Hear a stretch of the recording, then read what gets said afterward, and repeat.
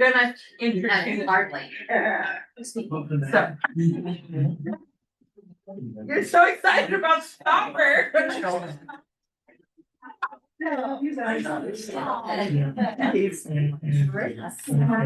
This lamp.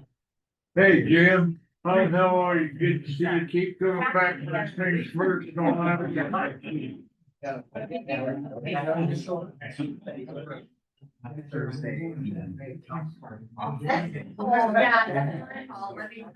Let me twist your arm. Alex is styling. Styling, Goodwill styling, rock. Your hair too? Oh, I cut my hair. I got it uncut. Did you? So good. You have so much hair. I have a lot of it. It's fine, but I have a lot. No, but it was fine. Me too. Yeah. Always, my hair goes right. Yeah, so well, she's practically bald. Yeah, she, whatever congenital, whatever it is. And everyone Yeah, was one of like, my friends, walking into mom's house, and we're like, and grabbing Bob. our clothes. Like, His hair is so thin and fine. Yeah. Head. looked like a pet dog. I don't. I never want to say anything, but I want to be like, you put castor oil. You're supposed to help. Yeah, there's some solutions. My hairdresser found some solutions.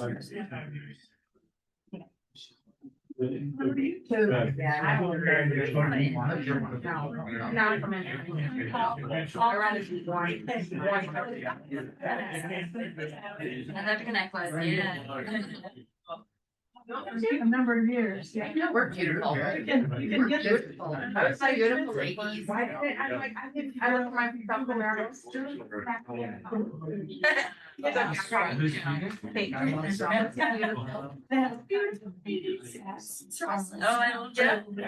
There are beautiful you guys that are beautiful, like Our beautiful guys and their short. and our beautiful coffee makers.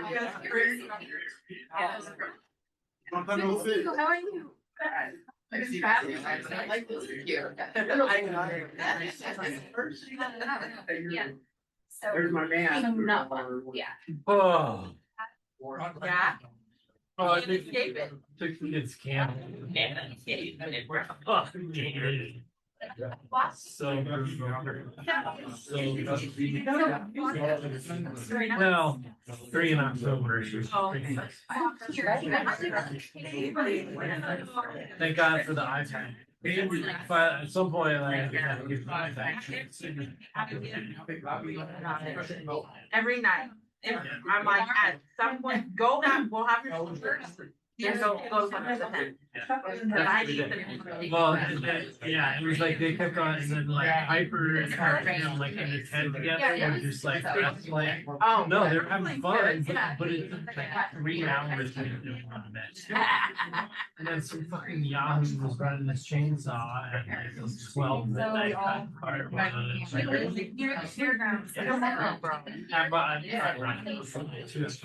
And then they woke up in the game all night. So we just figured everything out, but we just fucking went straight, basically now. I'm on commercial, it's like past the emissions. We're lucky to find a spot. We didn't go, we just went, just no way. Yeah. A lot of work. Then really. I did it. It's like I was for one night. And it was a lot of work for one night, but. No, it's good to introduce me. Yeah. I was happy to get out. Yeah. You know, it's gonna be good. I guess. Yeah. So I beg your pardon. I'm gonna sort of say it, right? Yeah.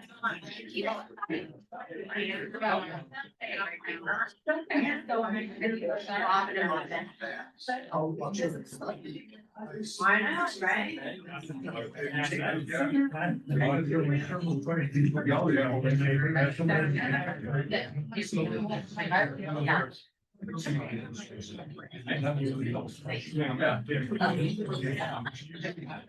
Yeah. Oh, what's that? My name? In a while. Did you try this? So I just a brand new computer. I'm just curious if this will work now. Because I wasn't working on the whole thing. It's not No. Oh. Yeah, looks like it is. Yeah. It's brand new computer and then No, it's fine to get on my phone, but it's, for some reason, once you move this thing and then you click to zoom, you can't go back here to the thing. It goes out real good. like, dude, for a fucking $1,000 camera, you think they would. App would be better. Yeah. Yeah. But we got a new computer, it's hardwired in now, all for district. So that you guys don't keep having problems. Oh, and the internet is good now? Oh, we're getting new internet. Not yet. Rick's helping out with that. Yeah, that's what I heard. I think you know what it is. No, I think it is. I think it's because there's so many, I think there's so many people zooming in at the same time, probably here. Because people are on their laptops in here, aren't they? They are, but they're not doing it. Maybe. They're just. Yeah, maybe just. Because it's so weird. It's like, why does it, because it only happens in the app. It never happens.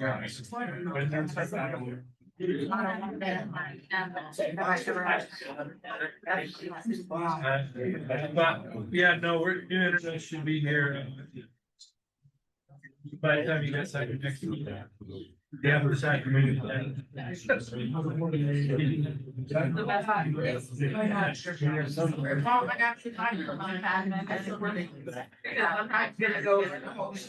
don't.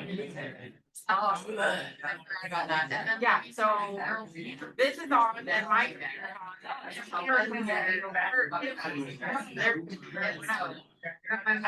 And then, yeah, so it has to. Five in there. I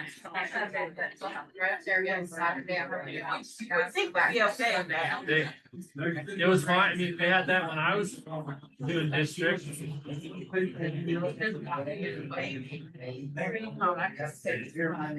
Or just like. Or the computer, I think all of those are part of the computer. And so what if it doesn't do that now and so then I get Cheap computer. Yeah, because it's TDS fiber. TDS. Yeah, it's like $30 cheaper. Much faster. Oh, I was. They're killing it. Yeah. If I said, Yeah, it's like 69 minutes. First year. Yeah, if you have the option to get it, you should. Because it's faster and cheaper. they, my neighbor.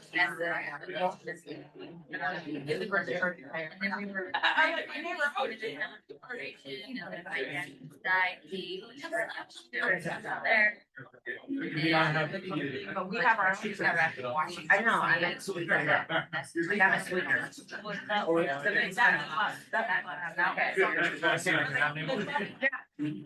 Oh, it's really. I've seen it, right? Yeah, no, it was pretty drastic. It's like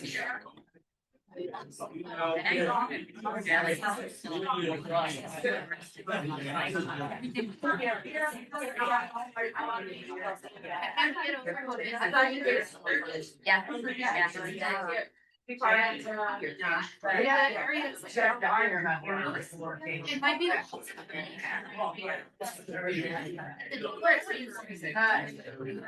Yeah.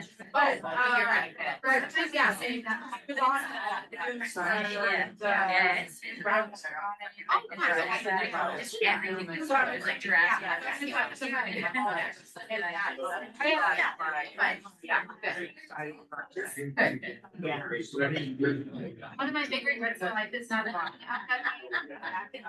I think the, Al-Anon meeting was the biggest turnout I had ever seen. That was like, every like, and then they're like. Today? And like, I think because people just like. Cause it was good. Hey, did you tell anybody doing this? See? Oh. You doing it, they don't tell. Doesn't tell people.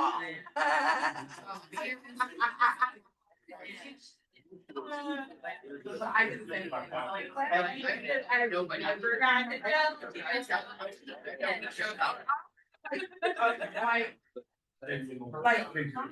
people in my home group. Yeah, but But yeah, in my. It's not.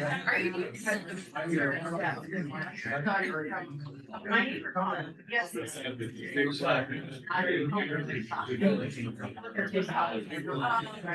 Ash.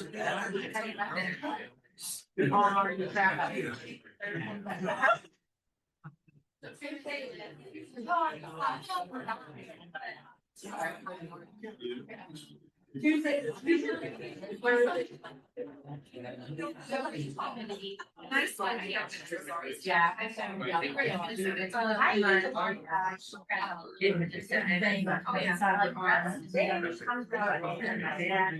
This isn't.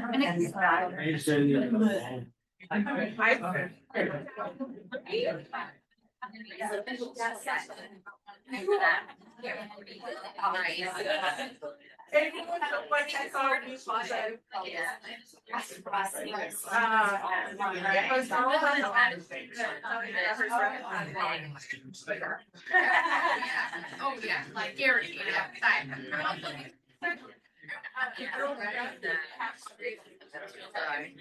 Or this, or I saw one too, that I will never tell anyone I got this $7 dress at that work, and the first person that complimented you.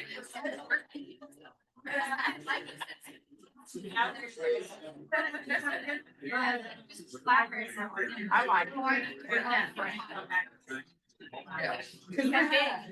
rare that I go. You know what it's not rare. But I play on it. Yeah. Yeah.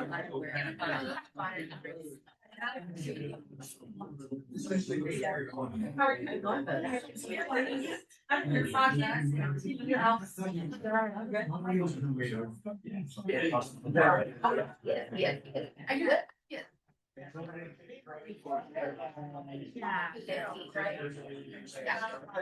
Sunday. I hope that, I will be praying that everyone works out with that. Yeah, I know, oh my God. A lot of it. I watch a lot of. So. Conference stuff. But everything. It's probably not. It can go good.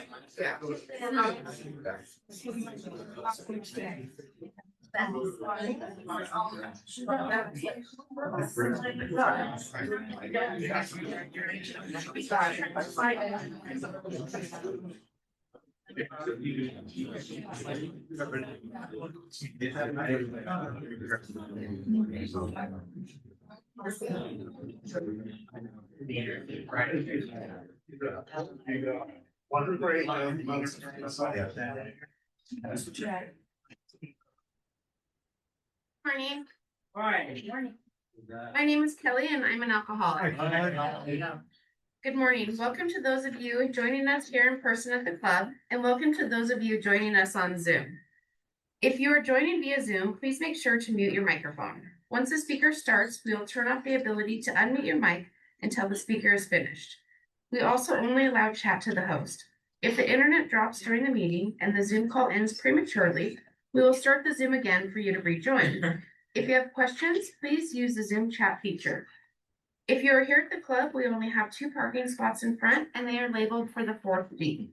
If you are parked in a spot for Once Upon a Balloon or Northern Pipe and Glass, please move your vehicle now as it will get towed.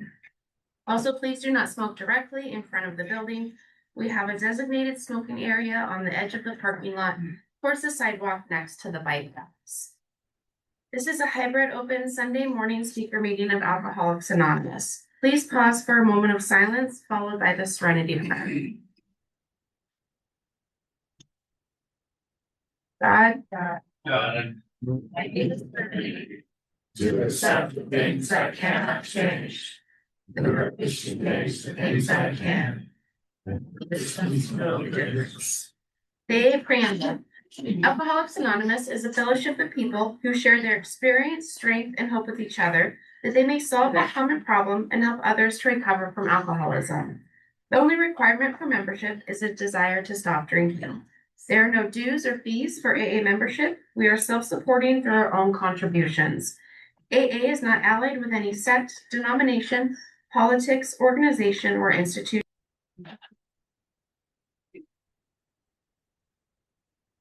Are you gonna shorten this or? So if you go to listen to this and there's like, I can sure. oh, okay, good. I was like, I recorded a lot of the meeting before this. So my name is Alex and I'm an alcoholic. And I have the privilege of introducing my friend Kate. I'm very excited. Kate is, I moved here about 4 years ago.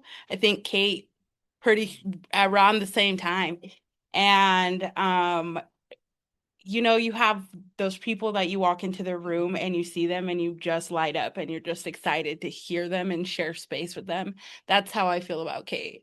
I was so stoked to see Kate step into a district position this year. I know that she's doing a lot of service with the young people and with the community and with her home group.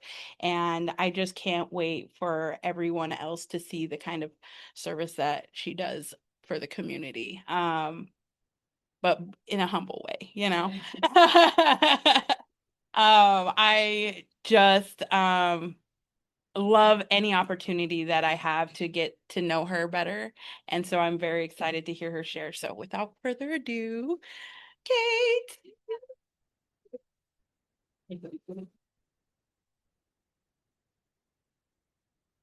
Thank you, Alex, for that generous and gracious introduction. Pretty dropping shit. That's good. Let's keep an eye on the time, I guess. My name is Kate. I am a grateful alcoholic. Thank you for the introduction again, and ditto. Yeah, I haven't done one of these in about 4 years, so I'm a little bit nervous. But like any story, I'm gonna start in the beginning. My story does include drugs. That's just a part of it. I apologize for any mention of that, but there will be that. I have 2 core values that I try to stand by, and that's showing up wholeheartedly. And that's what I'm going to give you today. And I'm going to be as honest as I can. And the other one is being impeccable with my word. And that means I did show up today. So without further ado, so I grew up in South Georgia. I actually had a pretty fantastic upbringing as a small child. I grew up with all boys, had one other girlfriend in the neighborhood. And it was back in the early 80s, early 90s when the world was just different. Like the fact that I'm still alive is kind of weird because they just like let us roam free, in the woods. And at night you'd see the lights flicker and that meant you're supposed to come home. And so, yeah, that was pretty great. I had a lot of friends growing up. Through that experience, I found out I was pretty good at sports. And that sort of became my identity for a while. I didn't know that my dad was an alcoholic growing up. I mean, honestly, all the parents were alcoholics. I didn't really feel like my parents were too much different from the rest of them. There was a lot. My dad is a retired deputy chief of Atlanta, and my mom is a retired investigative news journalist. They met on a crime scene. Uh, Needless to say, there was a lot of yelling in the house, not even necessarily at each other. It was like news going 24/7, death, murder, and and then my parents like, and I had immediately from the get-go, I needed to be heard. I had to get loud. And that isn't necessarily a great trait to have. It's something I still work on today. My parents did have some pretty horrible fights. I remember, I had an older brother, thank God. He is my best friend. And we'll get more into that later. But I remember sitting in a closet with him And he held me and we were just crying and plates were flying and screaming. And there's, just a lot of that growing up. But needless to say, other than that, like, I mean, I rode horses for God's sake. I was like in the rodeo doing barrel races and shit, I was the quintessential redneck, if you will. I had so many friends growing up in like middle school and elementary school, everybody was equal. At that age, you don't see anything other than just people and friends and like that sort of thing. And then in fifth grade, I changed schools and I went to a private school. It was a Christian school. And that was the first time I realized I was different. I was different because I didn't wear the skirt. Recess started and all the girls were sitting on a bench on the playground chatting and the boys were up on the hill playing sports. And like the second day in, I'm like, fuck this. And I went up there and played sports. Slowly but surely, some of the other girls started to come up there too. Well, my teacher, Miss Justice, I'll tell you what, she didn't like that. And from that moment, she started to really pick on me. She made me feel weird. She made me feel different. I was a tomboy. I was just a fucking tomboy. I wanted boyfriends. I wanted to fit in. My whole life, I've just wanted to fucking fit in, to be heard, to feel like I belonged. So I survived a lot of that. I started a girls' soccer team. I was playing with the boys in middle school, and finally, after a couple years of begging, they were like, "Okay, if you get enough women out here," and lo and behold, we had just enough to start a team. And so I look back at that part of my life, even though that really fucked me up. Some good came out of it. So about ninth grade is when I started experimenting with certain things. We had gotten our first computer at the house, and it was a shared computer. It was like AOL, right? And it was late at night. I couldn't talk to my best friend Jenny on the phone, so we do the AOL chat. And one night I walked in there, and my dad had left his emails up, and there was a email that was basically like, last weekend was so much fun. When can we do it again? Blah blah blah. I mean, he was obviously having an affair, and my friend Jenny at the time, she was also having daddy issues, I guess, and she was like, Kate, just print it out. Just print out the email, hide it, put away. And so I did. Stuck it away for years, and but my dad was my best friend. I was his sidekick. He coached me growing up. He let me go when he knew he couldn't coach me at a level I needed anymore. And I lost that. They talk about those moments in life where you realize that your parents are just human. And that was a big one for me. At the same time, my mom was going through menopause. And I'm going to be wary of that one. Please let me know. And here I was holding on to this secret, and my mom and I were just clashing, and I was different. And about in 10th grade, I was like starting to have these feelings like for my best friend who was a girl. And I remember standing in front of the mirror and trying to slap the gay out of myself, like literally, like just beating myself. Because in Georgia in the early 90s growing up, gay people were pedophiles. They preyed, they're 30-year-olds who preyed on the young, and we all thought that. We just didn't know. And so then that was going on in my life. I got my first broken heart. Then I had a secret girlfriend, and that really broke my heart and fucked me up. And in that between, I found ecstasy. And I was like, oh my God, for the first time in my fucking life, I felt like I belonged. And I found this essay I wrote once. The teacher said we could write it about anything. And it was like, what does it feel like too? And it was all about that experience. But then I talk about the come down and how that feeling, that emptiness, that aloneness is like tenfold. It's like worse than ever before. But all I could think was, when can I do it again? And so that began. Obviously, that wasn't easy to get. So on the weekends, me and my friend Jenny started partying a lot, just a lot of drinking. Fake IDs back in there, a dime a dozen, you know, along with the dime bag and that sort of thing. And I was pretty good at this point because I was still playing sports and I was on track to get a Division I soccer scholarship. I also played basketball. I also sang in a women's trio. We won state. Pink Cafe. Oh, Danny boy, shit, you know, and I played in a jazz ensemble. Like I got to play the bass, and I wasn't very good, but I knew by junior year that I wanted more. I was more.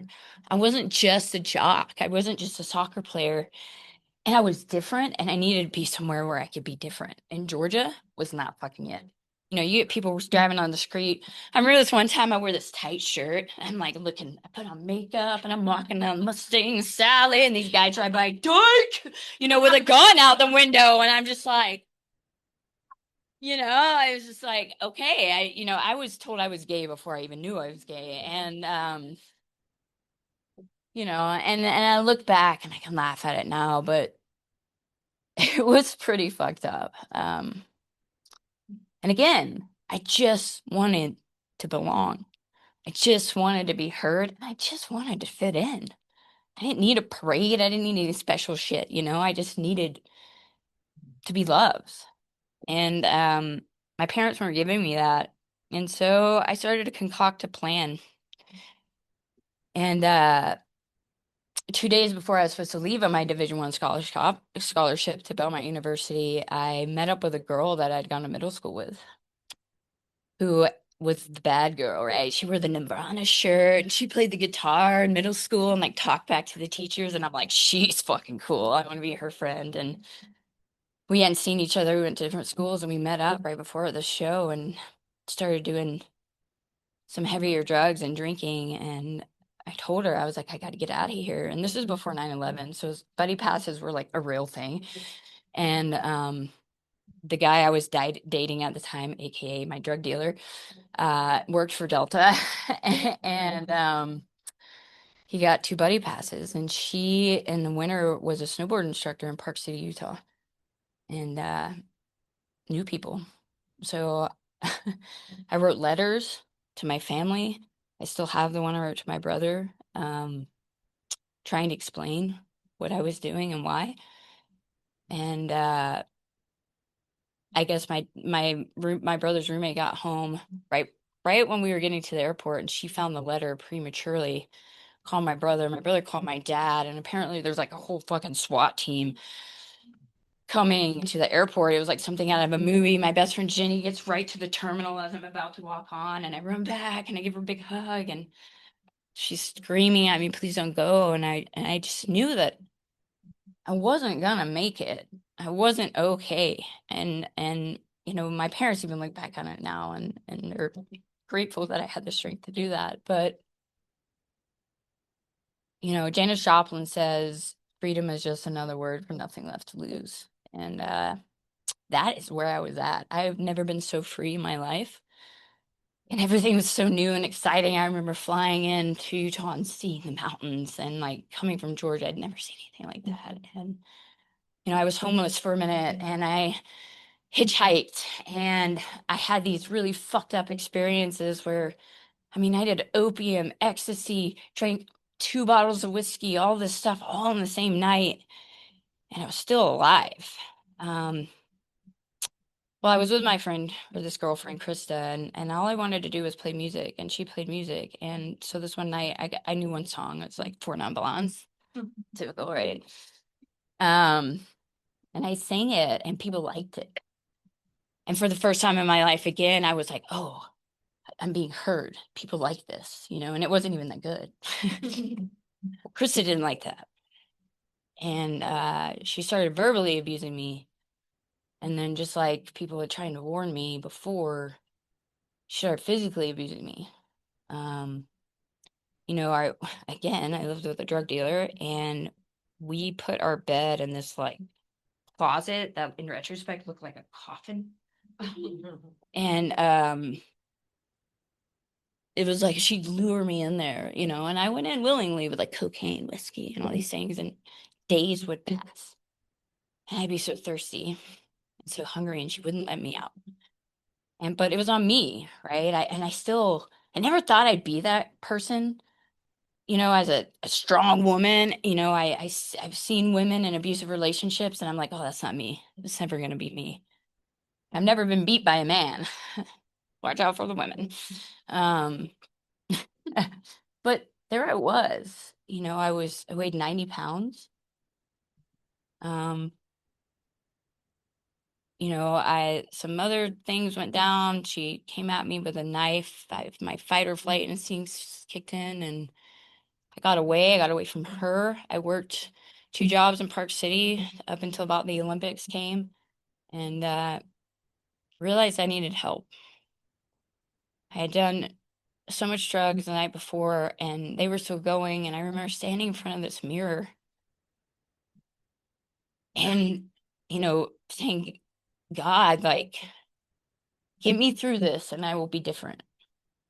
I will change.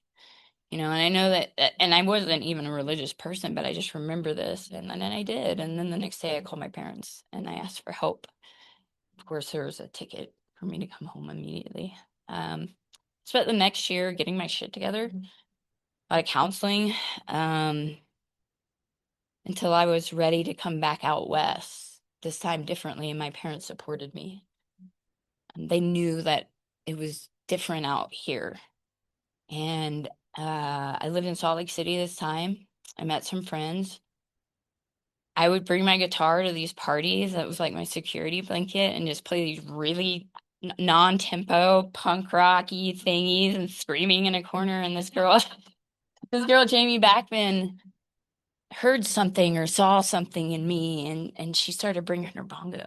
She slid in there, and I'm like, holy shit, she's playing with me.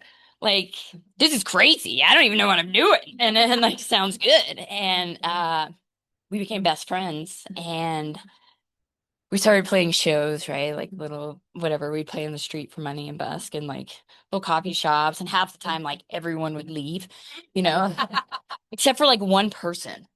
One person would stay, and music for me has been therapy. It has saved my life. It is the one thing that nobody can fucking take from me. And it doesn't have to even be good, because I don't really give a shit what you think, because it's for me. But it was also for you, in the sense of, if one person heard my lyrics, if one person heard what I had to say and it helped them through their day, that's all that was important to me. So here I was, like, trying to do service work, trying to help others without helping myself. However, we did start a band. Another woman joined us, Carol. She played the bass and violin. Next thing I know, I'm touring. I got to tour with an all-women's band, We toured all over the Northwest, and we put out an album. I still have some if you guys have a CD player. Life was pretty fucking good, but there were signs. Particularly perhaps the one where I landed myself in the hospital after trying to pull an Empire Records and kill myself with a Lady Big razor. I remember the nurse looking at me, and she was pissed and terrified and bewildered. And she was like, I cannot believe we did not have to pump your stomach. I could retain so much fucking alcohol. It wasn't necessary. And I remember when she said that to me, like, my heart swelled with pride. Can't wait till I tell Tom. He's my best buddy, my drinking buddy. And perhaps the time I was weed whacking the yard and then blacked out and woke up all cut to shit, I went to my local bar, and I knew the people really well, and they took care of me. And in retrospect, I don't know what happened. I think I hurt myself. I started cutting in high school. I remember my mom and I had this huge fight, and she came at me, and I just stepped, and she fell and like hurt herself, and I ran out the door. And as I was running up the street, this keychain had broken, and I just remember fucking cutting myself, and it was like relief and shame all built into one. So I carried that with me too. this point, I'd kind of put down the hard drugs. Pretty proud of myself for that. So I went to the legal shit, and I started working in the music industry about 2006. We released our first album, and then I was asked to stage manage a venue, Red Butte Gardens. And that was sort of the first time in my life I was like, oh, I think I want a career in this. I was almost 27 too. I'm like, well, maybe I'm not going to be Kurt Cobain and maybe I don't want to fucking die. So, I went back to school at 27. And there's a part of me when I look back at that, and that was me saving myself because I was headed down a road of just absolute destruction. I don't even remember playing the shows at this point. It was all about the drinking. It wasn't about the therapy and the love. So I went back to school. I got my BA. I moved back. I got married. And then all at the same time, my dog died, Penny Lane. Heather and I started having issues. I did the one thing I always said I wasn't going to do, like my dad, and I cheated on her with one of my best friends. It was a night of whiskey. And that was the beginning and the end for me. Meanwhile, I'd scored this amazing job at the State Room, the live music venue. I started as a lighting designer, and 4 months in, I gave them a proposal and I said, hey, I want to run this place. I can do this. I can fix this. I want to be your technical director. And they gave it to me. And I was the girl behind the board.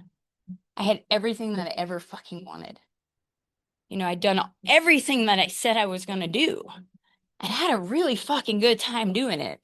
And I think something happened with the music. I was working night after night that this thing that was my therapy became numb.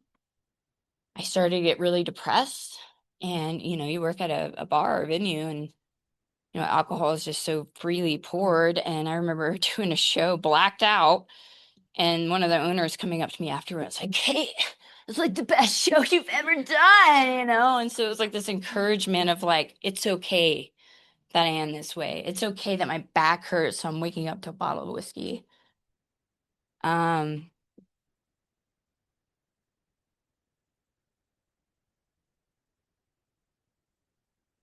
There was a day where I fell apart. I drove to the top of the mountain. For whatever reason, driving off a cliff was my solution to killing myself. It's like the unsure way possible. And I got in my car, and I have to say that was probably my second spiritual experience. And I stared at nature, and I stared at this massive canyon. And I felt small, but I felt small in like the most beautiful, important way. And I think too, I had this sense of gratitude, like I get to be a part of this, whatever this is. And I turned around and I drove back to my best friend's house, my drummer, and I said, I need help. And she grabbed me and was like, thank God we're here to help you. And they called my mom for me, and she was like, that's the best thing I've heard since you were going back to college.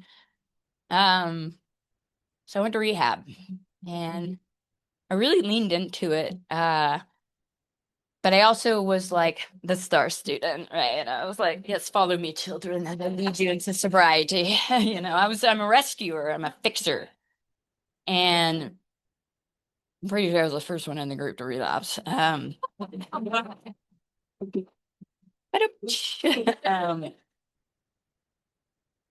And so I decided at that point I had to get out of Salt Lake City because they kept leaning me back. Like Suzanne Vega had a show, and you remember the song "Do Do Do Do Do." And I was like, "Fuck yeah!" Relapse every time. So I knew I had to leave. I had to leave this dream job, this thing that I'd worked fucking 15 years to get. Turns out I was more miserable and lonely than I've ever been, and so I decided to move to Moab, Utah. I did relapse again there. It was pretty fucking dramatic. I remember driving to Salt Lake and just started punching myself in the face. And I got up there and I found my ex at the time and found my friend Amy, who was sober. And I remember staring at her and she's talking to me, right? And she's telling me all the things that we say and we need to hear. But I heard her, but in the back of my mind, it was like, one more time. Gotta have that last hurrah. And I did. Called my friend Tommy. and we got whiskey, and sorry for the Zoomers. Blacked out. Apparently, I got in my car, my dogs. I went to my friend's Amy's house and wrote some cryptic note with chalk on her thing, and I have no idea. And I started driving in rush hour traffic from Salt Lake City to Price Canyon. It's about 2 hours, and it's pretty gnarly freeway. And I think, honest to God, the only thing that saved me was the fact that it was rush hour. So we were like creeping along. The fact I didn't kill anybody through my drinking career is probably the biggest miracle I have. I remember I got back down to Moab after this well, first of all, I was arrested. Let's start there. My friend Amy was trying to find me, and the only funny thing is about the whole experience is all she found of mine were my pants. So she thought I was driving around pantless. And so there's like this 30-person phone tree, right? Which at the time was like so embarrassing. But like everyone would like slyly be like, is she wearing? You know? And I was, spoiler alert, I had on pajama pants. But I remember stopping at this gas station right before I hit Price Canyon. I drove up this side road as Diamond Fork Canyon, and I happened to stop in like apparently the one place in the entire canyon where there was cell service. And I turned on my phone. I had this big plan to run away to Escalante and change my life. I'd never even been to Escalante. And I was full of shame. I was kind of coming to, and I was like, oh, I'm not facing this shit. I can't go back. And the cops wouldn't do anything because I was a suicide watch, And so she was like, well, she's fucking drunk and driving around. And so turned on my phone, they pinged me, and I was actually outside of my car with my dogs, and I had my keys on me. So apparently if you have your keys on you in Utah, 15 feet away from whatever I got to do. Honestly, it's the best thing that's ever happened to me. Amy thought I was going to be mad at her, and she saved my life. She almost left me in jail, actually. She was like, fuck that, I'm getting the dogs, but fuck you, Kate, and she was so mad at me and scared. We're still really good friends. She has about 10 years of sobriety, I think 8 from heroin and 10 from alcohol, and we're still very close. But so I had a choice. I could go back to rehab, or I could figure out how to live life. And I called my mom, and she was willing to basically come out and babysit my ass. Her and I had started to grow a relationship because at the time I started going to AA, I was like, if I have to go to AA for the rest of my life, you gotta go to Al-Anon. You have to try these 3 fucking different ones. And like, and she did. And it changed our lives. She's like my best friend. She drives me fucking nuts still, but I can tell her anything. She changed and I changed. And that is a fucking miracle. Moab was the best place for me to get sober. Absolutely non-traditional, heathenistic, non-organized AA place you'll ever go in your life. And it was perfect. I remember going to those rooms and I hated all of you. I didn't want to get sober, P.S. I never wanted to get sober. I was never like, I'm going to cut back and try it this way. I did try beer instead of liquor, but I wasn't because I wanted to quit. I just wanted to hang out longer. And I remember when I last drank, though, it was like I was alone. I was picking up this bottle of scotch that tasted like an old shoe. And I would hit it. And before I could put it back down, my brain said more. So for this 15 fucking minutes, I was wasted. There was no fun in that. I didn't feel good. I was immediately suicidal. And so, perfect case of can't live with it, can't live without it. But I did want to live. I was so full of shame when I walked in these rooms. And I was a zombie. And honest to God, I only came for the coffee. So if you don't have coffee at your meetings, maybe get on that. I couldn't read anything on the walls, but I listened to people's stories. and how honest they were. And I watched people fall apart. And for the first time in my life, I belonged. This fucked up thing that nearly killed me has been the biggest gift of my life. Oh, I got a hanky. I guess for that. Thank you. When I walk into these rooms, it's like my armor comes off. Because I am so different than all of you, but we are so much alike. My story might be different than yours, but it is so much like yours. It doesn't matter who I decide to love. It doesn't matter what I do for a living. None of that matters. I have some of the best friends in these rooms are people I never thought I would even talk to on the street, you know? Um, but I was, they say sometimes slowly, sometimes quickly. I went slowly. I started to get my brain back, and I was like, I immediately started chairing meetings as soon as 90 days. Like, we needed more meetings in Moab. So for 3 years, I chaired a meeting every noon or every Tuesday at noon. For the first year, I did it on the 12 and 12. Because for me, that was the first book that made sense to me that I could relate to.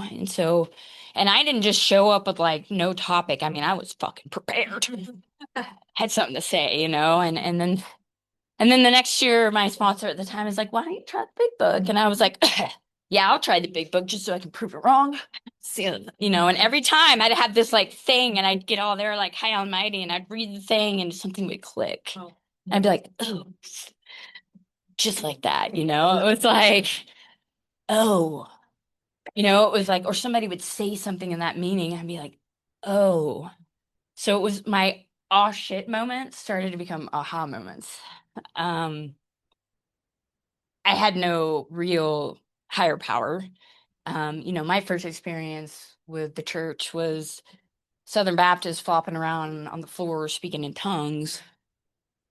When I'm 4 years old, like I thought it was in The Exorcist. And so to me, religion was very scary and it didn't like people like me. I always say it's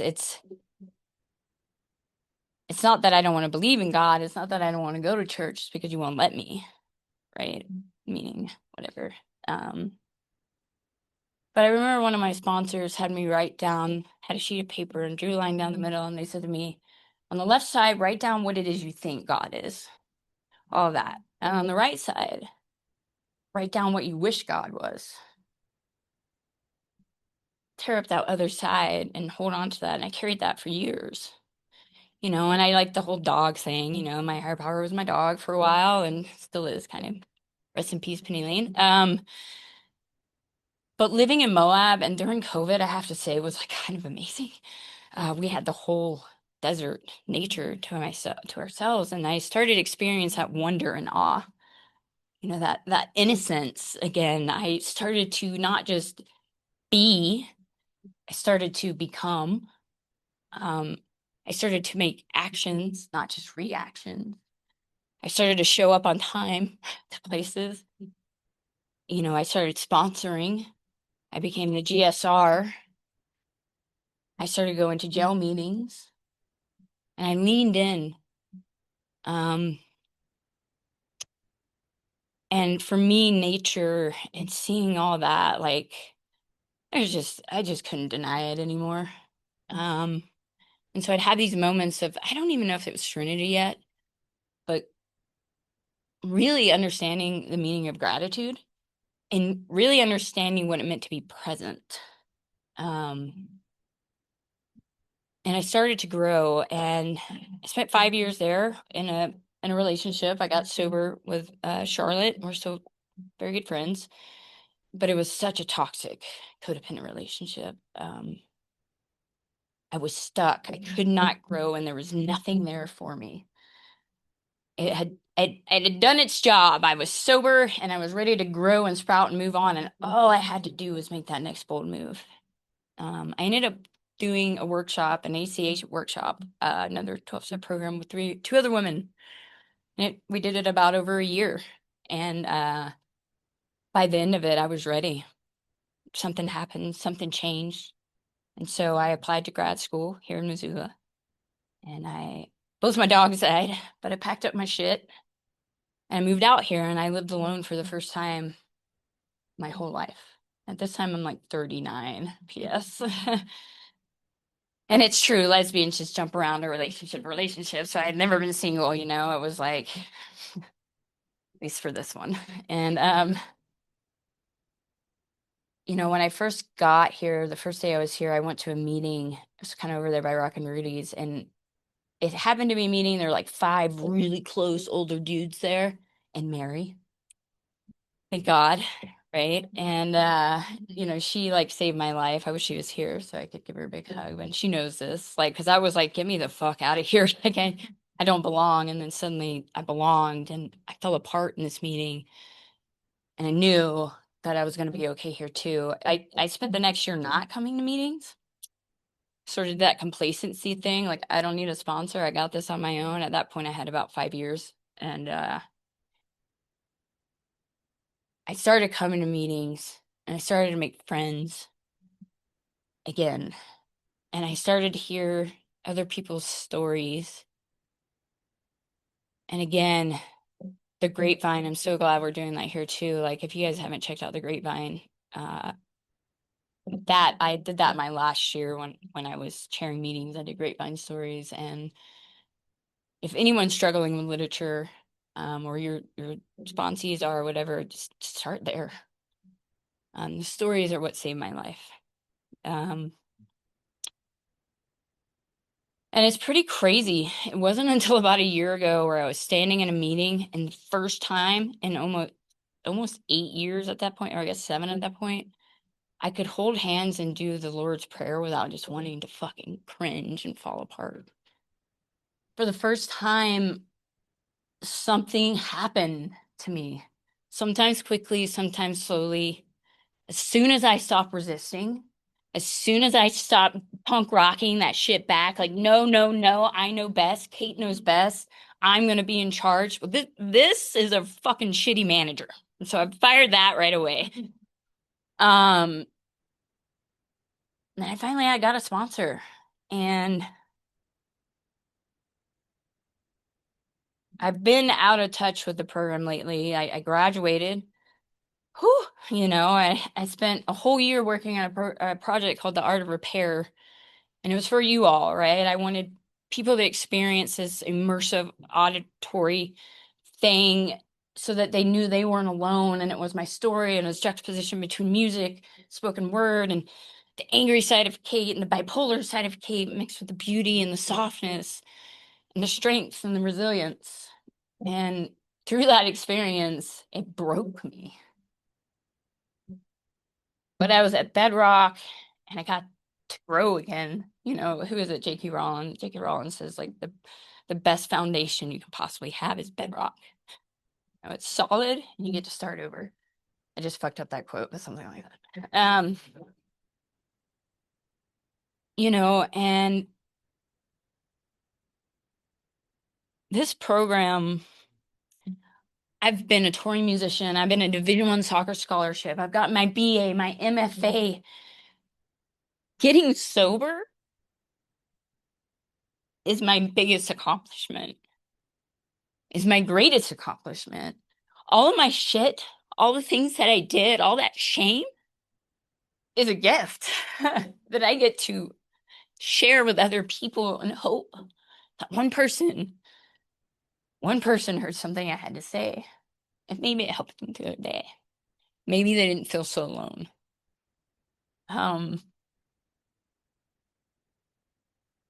You know, I needed AA my whole life and I had no idea. You know, I've been to a million therapists, and I definitely approve of therapists, and I will probably go back one day to myself, but like getting a sponsor and sitting down with some other person in the program has been the greatest gift. You know, I've done the steps 3 times. You know, the first time they just kind of pushed us through. They're like, just fucking get through it, you know, and by the end of it, about a year in, I was like, oh, why do I not feel different? You know, it's this like golden bush and these gates of like heaven were gonna open at the end of the year, and that didn't happen, you know. So then of course I got like 2 or 3 different sponsors because it was their fault. Um, and then I landed with Andrea, who was just she was a godsend. We'd go on these hikes and we'd talk. And then I got here, I found Kelly. And she's like the yin to my yang, you know, she's just, it works. And I have some of the best friends that I've ever had in these rooms. And maybe we don't hang out outside of here, but I fucking love you. Wholeheartedly love you. And I get you. And I see you. And I hear you. And you belong. And I belong. And I have lived a good fucking life. I really have. But for some reason, I'm still alive. And thank God I found these rooms because I have a purpose, even when I feel like I don't. You know, I am bipolar. I do get depressed. I do spend days in bed. You know, I'm like, right now, I'm like, okay, I got my MFA. Now what? What do you mean? You know, like, for the first time in my life, I don't have a plan. Like, my next bold moves, I've had plans. And this time, it's so unknown. Like, my bold move is the unknown. And more than ever, I should be coming into these rooms.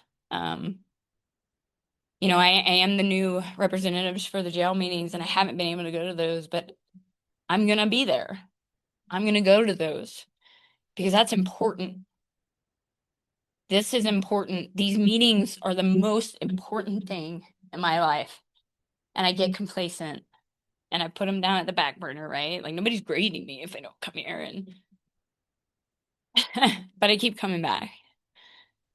And you guys keep loving me, even when I didn't want you to. Even when I hated you all and said, fuck off, you're still hugging me and telling me to come back. I'm like, you know, and these rooms are a beautiful thing. And I thank you for allowing me to share my story. Hopefully some of it made sense. If you're struggling, just keep coming back. You know, it doesn't have to be perfect. It doesn't have to be homework. You don't have to get it. You just have to come and just be yourself. And that is really fucking special. Here, once again, I belong and I'm safe in my own skin. So thank you. That's all I got.